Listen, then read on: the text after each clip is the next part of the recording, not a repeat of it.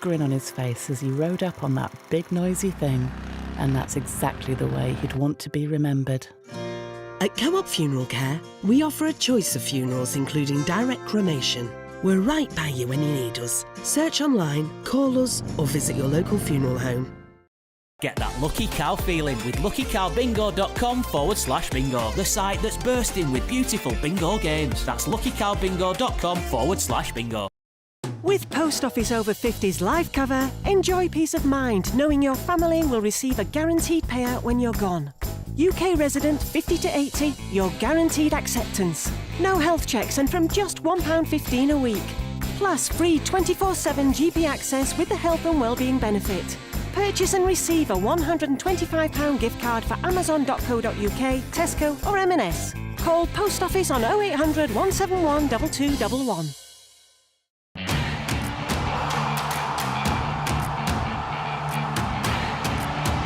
Some say sport is a matter of life and death. The truth is, it is far more serious than that. Sport is about ecstasy and agony, about pain and suffering, about joy and much more. Some say there's no one better to tell these stories. So here I am. Join me, Boria Majumdar, on India's #1 news network.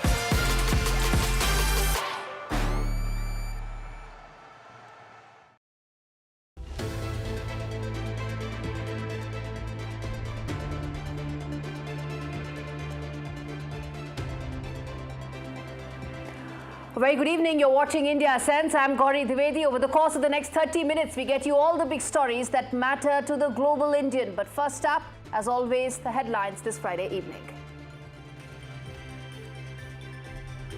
Khalistanis continue their free run in Canada. Shots fired at Kapil Sharma's restaurant in Surrey. Why Mark Carney is not able to control the growing Cape problem in Canada. We decode. India plays hardball, will continue to negotiate with the US. There will be no deal on the trade issue till the US backs down on several contentious issues, including the one on genetically modified crops issue, an absolute deal breaker for India.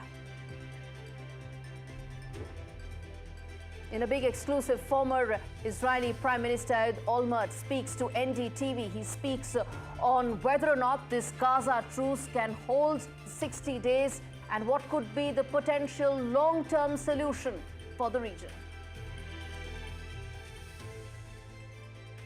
India signing mega defense deals for its indigenous defense industry.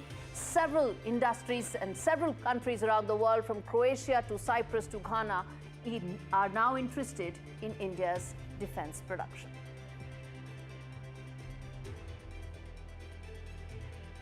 Another glass ceiling broken as HUL appoints Priya Nair as its first female CEO, who's set to take over from 1st of August.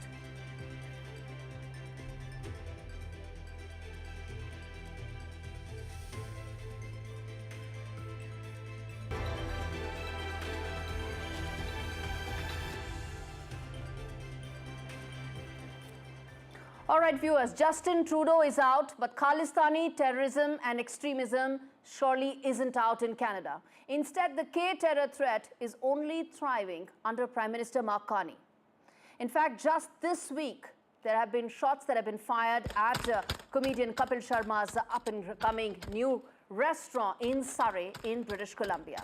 Harjeet Singh, linked to terror outfit Babbar Khalsa International, has claimed responsibility for the attack, accusing Sharma of hurting Khalistani sentiments. It's clear that Prime Minister Mark Carney is failing the K-terror test. Let's take a look at this report that tells you more. I'm standing on the 120th Street in Surrey in Canada, where comedian Kapil Sharma recently started his new venture, Cap Cafe. And here's Cap Cafe right behind us, which has had a bit of a shaky start, considering that there was a shooting incident that took place right outside this restaurant on the morning of the 10th of July.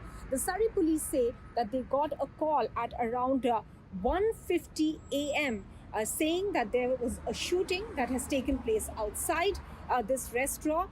In fact, I will take you exactly to the location where you can see the damage to the property, and the staff was still inside the restaurant at that time. However, none of the staff were injured. That is what the Surrey police press release clearly says. And here is the damage to the property. As you can see, glass shards lying there all over the place, with 3 windows, glass windows, that have been badly damaged because of the shooting that took place from right across the street over here. So it's this street behind me. This is the place where the assailants are believed to have come in a car, and they fired 8 rounds right across here, and the shots ended up damaging the property. As you can see clearly, this is the state of the building at the moment, with the establishment staff being pretty shaken up because of that. As of now, of course, this restaurant is closed because of this shooting incident. Now, while the Surrey police say that its frontline investigation support team is now going to look at this incident, this matter further, to see whether there were any past incidents that could be associated with this one, or what the motive could be behind the shooting. That's what they will investigate. All right, we got you a ground report to tell you what really happened.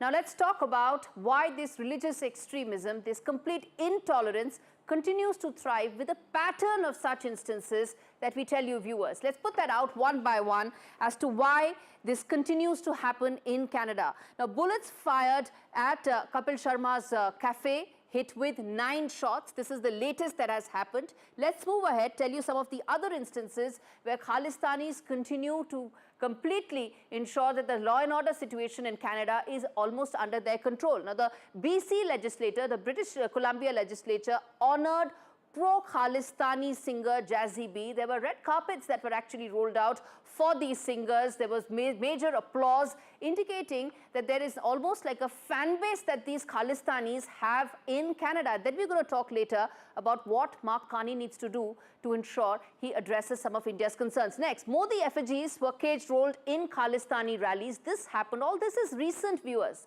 This is a pattern that continues even after there's been a change of guard, but this pattern continues. Let's talk about the Toronto hate parade. This is the one. The next is the MP photo ops, where you have MPs like Sukhi Dhaliwal who are seen with Khalistani flags. This happens in broad daylight, even as India-Canada relationship gets impacted because of this, because this fan base is what is fanning the latest attack that took place is Kapil Sharma's cafe. And lastly, let's put out the fact that the Canadian top intel agency, CSIS, has actually warned that there are these deep Khalistani networks that are active on Canadian soil. No action is being taken. Why no action is being taken? And most importantly, how is it then going to ensure that the India-Canada relationship recovers? Because it was the Khalistani issue that ruptured that relationship. Let's get in Terry Meluski to talk more on this and to understand from him that how is it that the Canadian-Indian relationship can actually recover, given the fact that Khalistanis have a free rein, Terry, as far as Canadian soil is concerned. The latest attack on Kapil Sharma's cafe proves that. Thank you for the invitation. I think there's a little bit more to it than just a Khalistani operation being allowed by Canada to be directed from Germany by this character, Harjeet Singh Laddi. I make that point because, sorry, but Prime Minister Carney is not the police chief in Germany.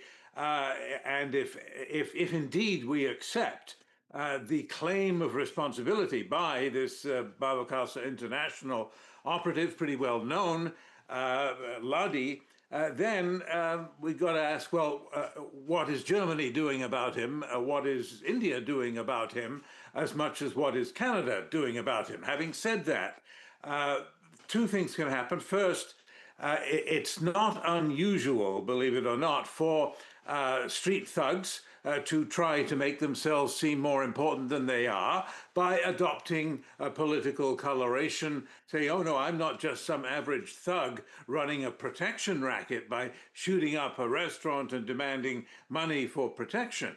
No. I'm more glamorous than that. I'm a political revolutionary. I'm fighting for an independent Khalistan. Well, I don't know if you believe that, but it's certainly happened.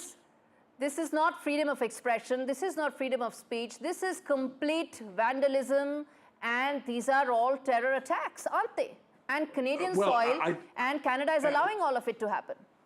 Well, all I'm saying to you is that it's not just a Khalistani attack. You can give it that coloration if you accept their claims. I don't accept the claim that this guy Laddi necessarily has anything to do with it. He might be trying to look like a big shot by claiming responsibility. But we also know that there have been a series of events, as you rightly noted, of a similar nature, which turn out to be straight extortion attempts. It's a protection racket. This is back to the 1930s, where the mafia boss walks into your restaurant, says, nice place you have here, shame if something happened to it. Pay me and I'll protect you from me.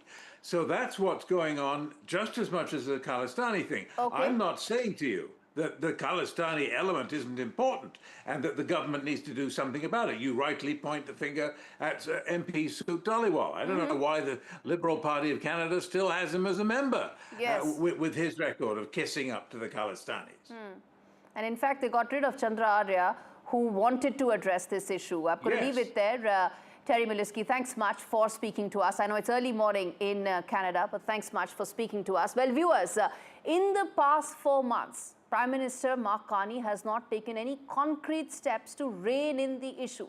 Neither has he made any specific remarks on this matter indicating his intent.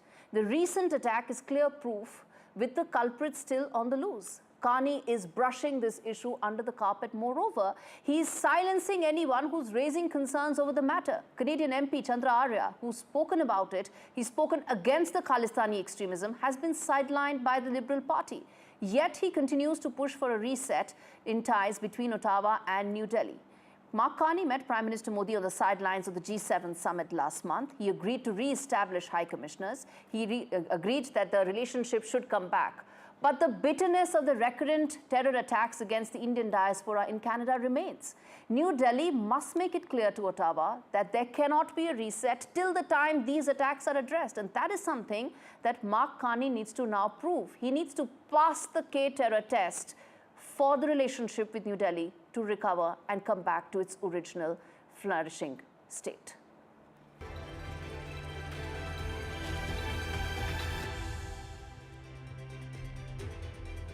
Well, turning attention to the Pakistani political landscape, which is set to see yet another makeover. Well, many thought that Imran Khan was done and over with. In fact, that also included Prime Minister Shahbaz Sharif, Army General Asim Munir. They all thought that the Khan story is far from over. That isn't the case. Well, there's a fresh bombshell that's emerging from the shadows. And what could be the beginning of yet another dynasty in Islamabad, the Khan dynasty. Imran Khan's 2 sons, who so far had stayed away from politics, have returned. They're now going to fight for their father's release. The question is, how far will they go? How much will this change the political landscape in Pakistan? And would this be yet another flashpoint in Sharif government, which is anyway surviving on a day-to-day basis? This report decodes that for you.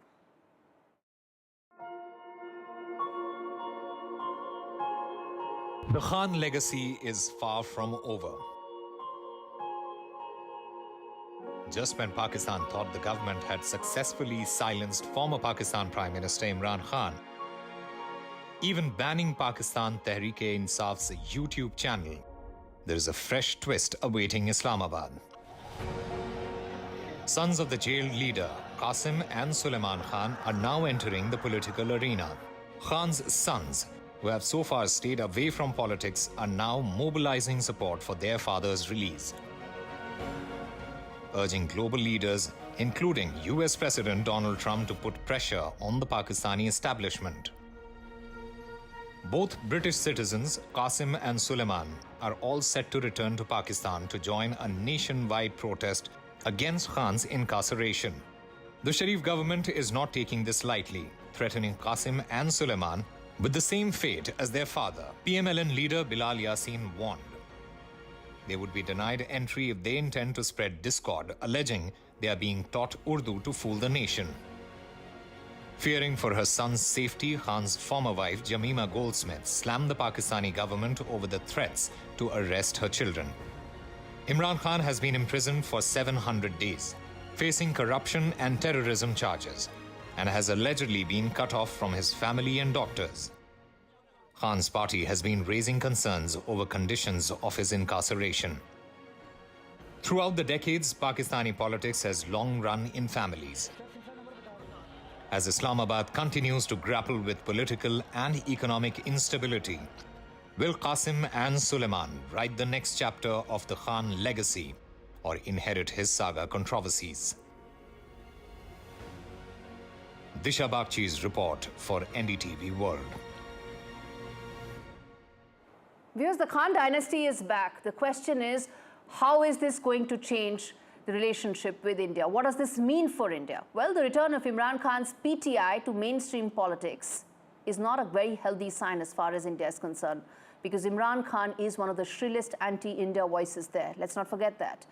Under Imran Khan, India-Pakistan ties recorded and hit its record lows. It was under Khan that the Pulwama terror attack took place in 2019. It killed 40 Indian soldiers. It was Khan who went back on the first set of agreements between India and Pakistan after the abrogation of Article 370. But Khan also is the one who stood up against the military establishment. The civilian government and the military establishment relationship changed and went under a sea change during Imran Khan's tenure, which is how what happens next as far as the Khan dynasty is concerned is likely to have impact in terms of the India-Pakistan equation. Now, whether or not this will actually lead to Imran Khan's sons entering politics, nobody knows. Will they mark a new era as far as PTI is concerned? Well, time will tell. Would this actually be the next Prime Minister or the next Bilawal Bhutto? Well, we'll get to know in the next couple of months.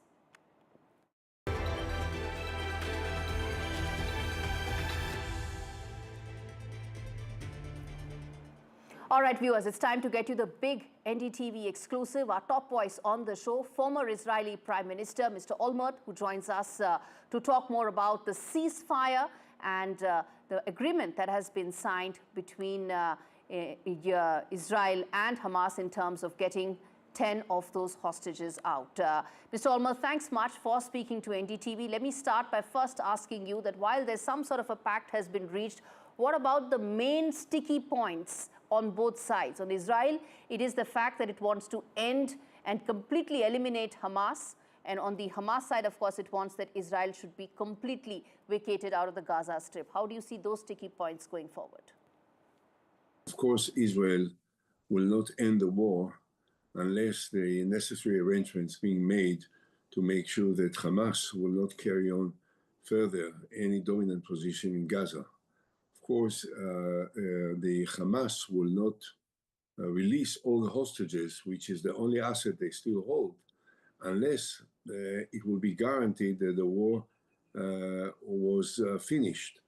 So I think that while there are negotiations for partial understandings, there is still a disagreement about the final terms, which is from the Palestinian side, Hamas side, the end of the war completely and eventual withdrawal of Israel from all of Gaza.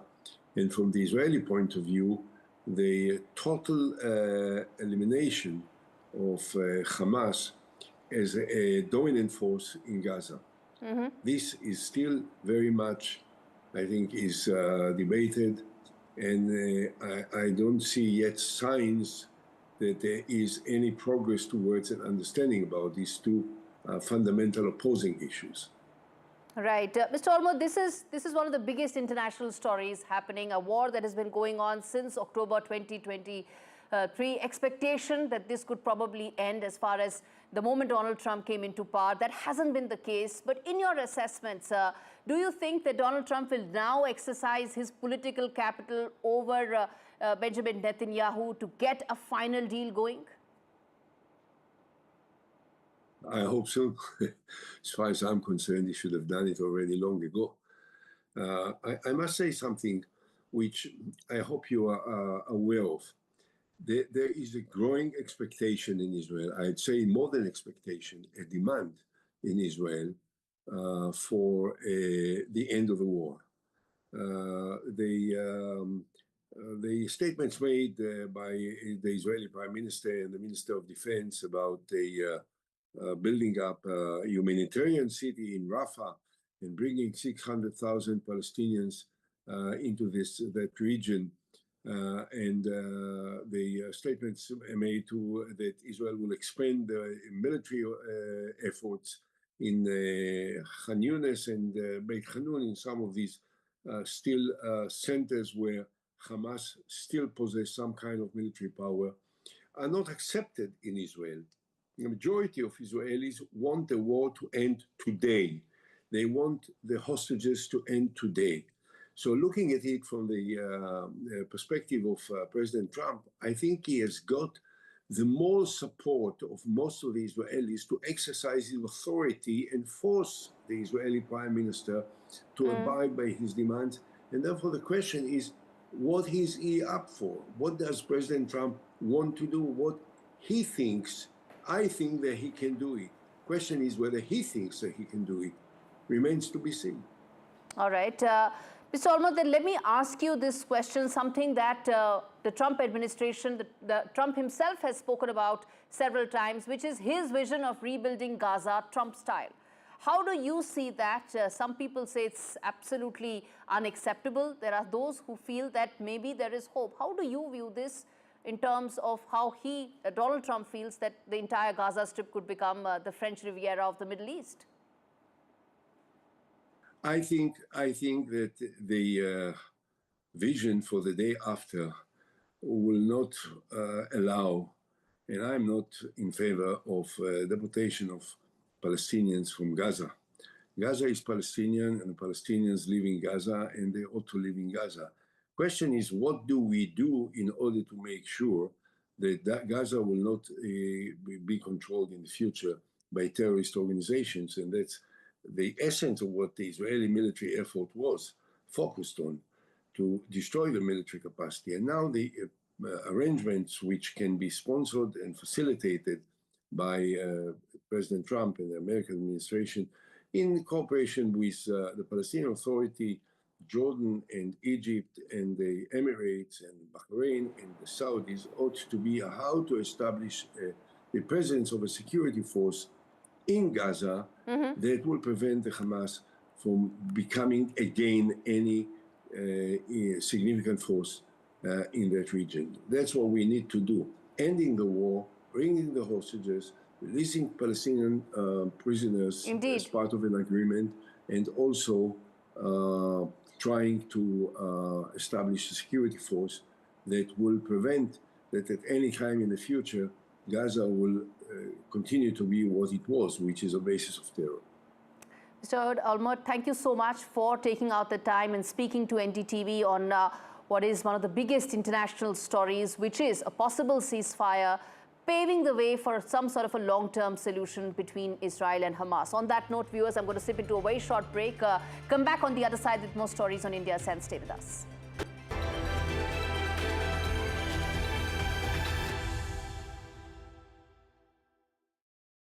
If you won't do it for you, do it for your dog, who's upset you didn't hear his whining.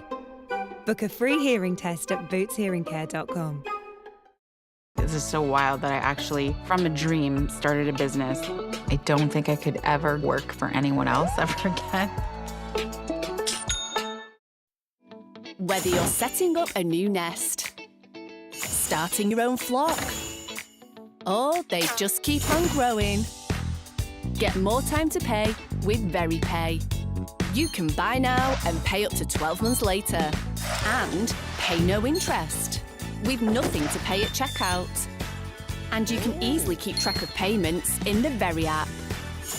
More time to pay with VeryPay.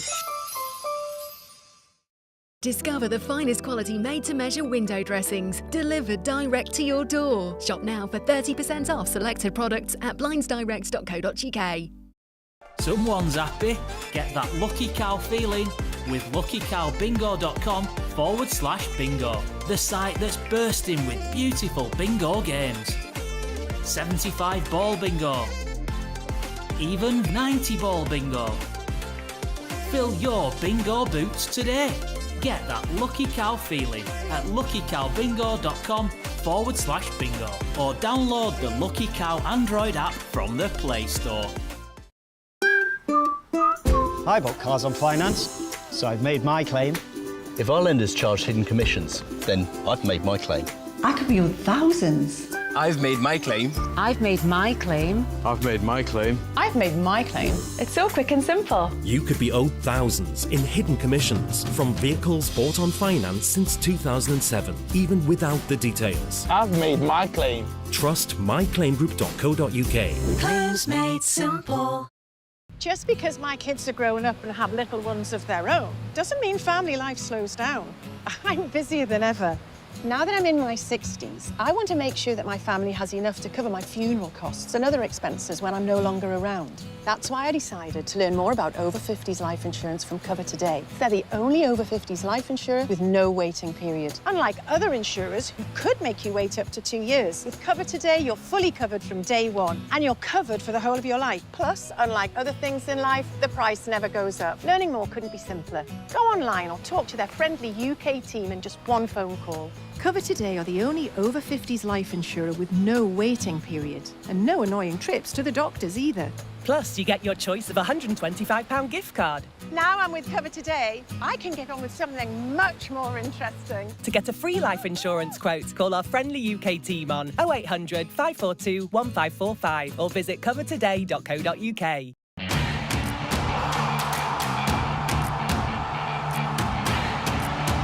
Some say sport is a matter of life and death.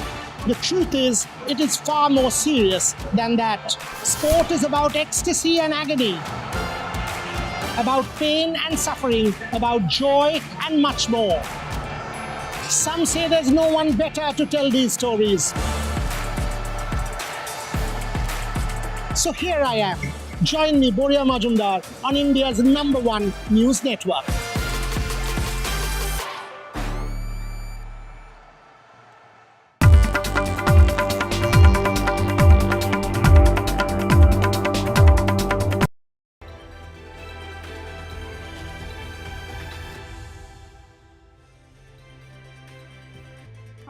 The trials and tribulations of Grok, the AI chatbot developed by Elon Musk's tech company xAI and integrated into X, continued this week as the model suddenly started spewing hate speech about Jewish people.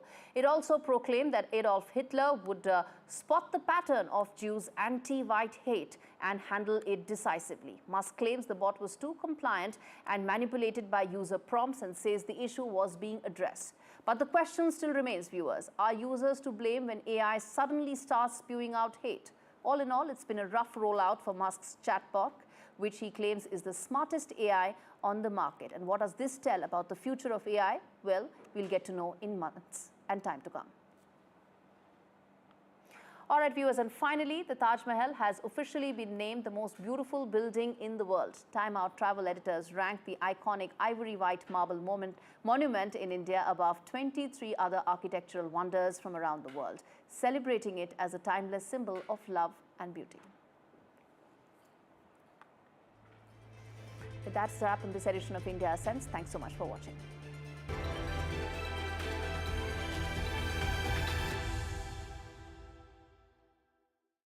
Summer's heating up with People's Postcode Lottery. Oh my God! In our August draws, you could win a share of £15.7 million. I've just won the postcode lottery. Oh, Twice. Could a big summertime win land in your postcode? Wow! Sign up before midnight on the 31st of July. A share of £15.7 million could be yours, but only if your door is in the draw. Wouldn't life be so much easier if you could control your blinds at the touch of a button? With Ultra Smart Blinds from Appeal, there's no chains, cords or wiring because these stylish blinds are driven by a rechargeable power pack. New Ultra Smart Blinds from Appeal, the intelligent solution for home shading.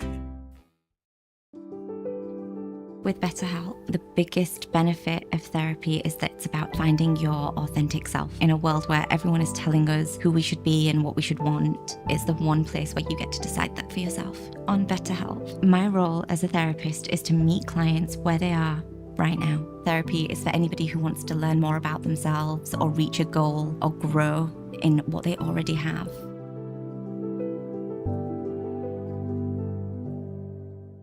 Your personalized car insurance deals from Auto Sergey, already done for you. Simples. Just make it simples with Compare the Market. That couple we met made 50% less than us with Secret Escapes. So we didn't have to rent our house out to pay for this trip? Darling, it will be absolutely fine. Book your luxury holidays with up to 50% off on secretescapes.com. Secret Escapes, luxury travel for less. I've been thinking, I want to plan my funeral so it feels more like a celebration. My parents always said I was born dancing. I just love it. Bhangra, disco, even line dancing. So when my time comes, I want to have music, dancing, the lot. With over 150 years' experience, you can count on Co-op Funeral Care to help you pre-plan the funeral you want. To find out more, visit Co-op Funeral Care or give us a call.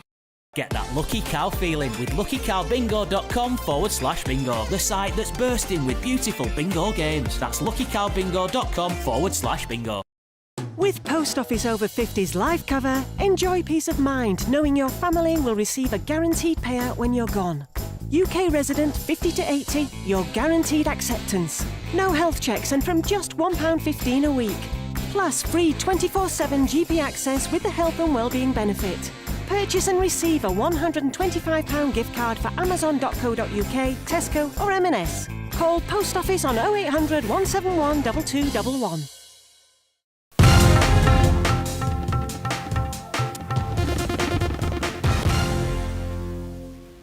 He shows a bag full of cash in the leader's room, and he has clarified that the bag contained clothes, not money, as was alleged, and suggested that the video was taken by a worker with access to his house. 2 weeks have passed, but Shefali Jariwala's autopsy report remains awaited. Cops seek one more week for the report.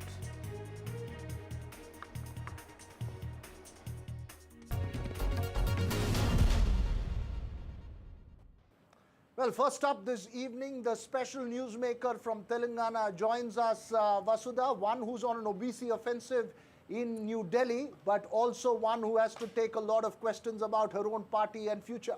Absolutely, Veera. We have a special guest with us, BRS leader K. Kavita, joining us right now to speak about something that she's been raising, OBC reservations and her own brand of politics. Thank you, K. Kavita ma'am, for speaking to NDTV, for your time. And thank you so much for being part of this broadcast. Thank you, Raghavji. Thank you, Vasudha ji. How are you? All good, ma'am. My first question to you, I was part of the press conference that you addressed on the OBC reservations. The Telangana government yesterday, after much delay, has announced that it will be implementing 42% reservation for OBCs in local body elections. This is soon after you announced your protests, the Rail Roko agitation that you were planning on the 17th of this month. Do you see this as a victory for your political protest, or do you see this taking away the sting out of your OBC push? How do you see this announcement by the government? I'm a very optimistic person. Whichever victory comes my way, I don't shy away from claiming it. And certainly, I believe this is a Telangana Jagruti's victory. We've been constantly voicing out OBC concerns. And Vasudhaji, whenever a government comes in with a lot of poll promises, if they deliver on those promises without being prompted too many times, that can be claimed as a government's victory. But in the last 18 months, many of us were on the roads agitating continuously for the OBC 42% reservation. So now I'm very sure it is not the government's victory, but it is our victory. People, Telangana OBC's victory is what I can say. Absolutely. Ma'am, with respect to OBC reservation, what kind of response are you receiving from public and political allies? Because this concerns masses. Have there been any dialogue with the centre authorities? Also, the criticism from the BJP Congress is that the KCR government brought down the BC reservation to